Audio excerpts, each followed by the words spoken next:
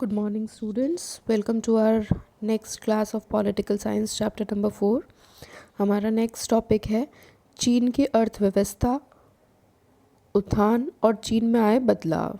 ठीक है, कि चीन की अर्थव्यवस्था में क्या बदलाव आए थे।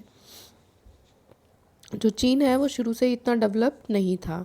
ठीक है, अगर हम 1978 के बाद चीन जो है उसमें मुक्त व्यापार की नीति अपनाई थी और अपना विकास करना शुरू किया था, और तभी से चीन एक शक्तिशाली देश बन गया था। प्रारंभ में चीन जो है वो साम्यवाद को अपना रखा था, उसने पूंजीवादी नहीं अपनाई थी। पूंजीवादी दुनिया से दूरी बना रखी थी उसने। उसके पास अपने संसाधनों से गुजारा करने के अलावा कोई और रास्ता नहीं था। वो अपनी जो खेती वगैरह होता है उससे पैसा लेकर और अपने उद्योगों में लगाता था। ठीक है, कोई विदेशी मुद्रा भी उसकी नहीं थी, व्यापार भी कोई इतना खास नहीं था,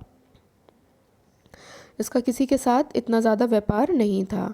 ठीक है, और घरेलू स्तर पर ही ये अपने सामान का उत्पादन करता था। लेकिन 1972 के बाद चीन ने अमेरिका से संबंध बनाना स्टार्ट कर दिया और अपने राजनीतिक जो रिलेशंस हैं उनको इम्प्रूव करना शुरू कर दिया। 1973 में प्रधानमंत्री चाउ एन लॉय ने कृषि, उद्योग, सेना, विज्ञान, ठीक है, के क्षेत्र में आधुनिकीकरण किया। और 1978 में डेंग शियोंगपेंग ने ओपन डोर मतलब जो मुक्त द्वार की नीति होती है उसको अपनाया और व्यापार के लिए सभी के लिए मार्ग खोल दिए। इसके बाद से चीन का व्यापार थोड़ा बढ़ने लग गया था। चीन अब बहुत आगे निकल चुका है। आपको पता है चीन का जो व्यापार है वो काफ़ी बढ़ा है। आज की तारीख में अगर हम देखें तो हर जगह चीन का माल यूज़ होता है।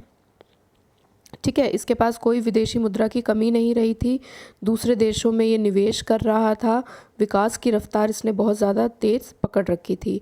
अब ये माना जाता है कि 2040 आने तक जो चीन है वो देश की सबसे बड़ी अर्थव्यवस्था बन जाएगी। 1982 में खेती का निजीकरण किया इसने। 1998 में अपने जो इंडस्ट्रीज़ है उसका प्राइवेटाइजेशन किया, निजीकरण किया। ठीक है, इसके बाद चीन ने अपने विकास की रफ्तार और भी तेज पकड़ ली। उसने अपने ग्रामीण आय बढ़ाई, ग्रामीण उद्योगों में तेजी लाई, विदेशी मुद्रा बढ़ी। ठीक है, 2001 में चीन ने WTO का सदस्य भी बन गया। चीन का इतना प्रभाव है कि अमेरिका, रूस, जापान, आसियान सभी पुराने विवादों को भूलकर उससे व्यापार के लिए तैयार हैं।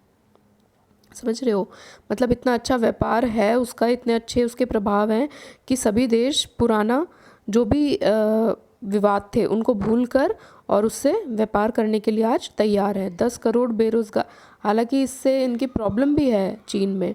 10 करोड़ जैसे बेरोजगारी है, महिलाओं की काम करने की स्थिति खराब है, वहाँ पे भ्रष्टाचार ज़्यादा है, पर्यावरण को नुकसान है। लेकिन ये है कि देश तरक्की तो कर रहा है लेकिन साथ साथ में उसके साथ ये बड़ी प्रॉब्लम भी आ रही हैं।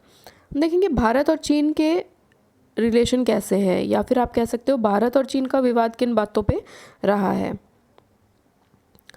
ठीक है, जो लद्दाख, एक्सॉय के जो एरियाज़ हैं उनको लेकर विवाद था, अरुणाचल प्रदेश को लेकर विवाद था, जिस वजह से 1962 में युद्ध भी हुआ था। दलाई लामा को शरण दी थी भारत ने, तो इस बात पे भी चीन भड़का था। युद्ध के बाद 1976 दोनों के जो कूटनीतिक संबंध खराब रहे हैं।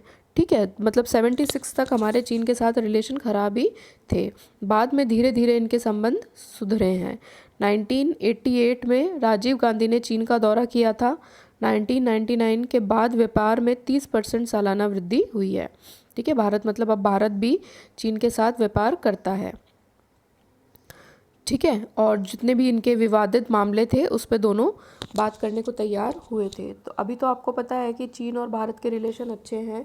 आपको पता है हमारे यहाँ बहुत सारा सामान जो है वो चीन से आता है और चीन का सामान सब जगह ही बहुत ज़्यादा यूज़ किया जाता है। तो चीन एक बहुत ही विकसित अर्थव्यवस्था साबित हो रही है, और जैसे कि हम देख ही रहे हैं अगर यही दौर चलता रहा तो आगे आने वाले कुछ सालों में चीन एक बहुत बड़ी अर्थव्यवस्था बन सकती है, या कह सकते हो दुनिया की सबसे बड़ी अर्थव्यवस्था बन सकती है। तो इसके साथ ही बेटा हमारा ये चैप्टर ख़त्म हो गया। ठीक है, तो आई होप आपको ये चैप्टर समझ में आ गया होगा। ठीक है, थैंक यू।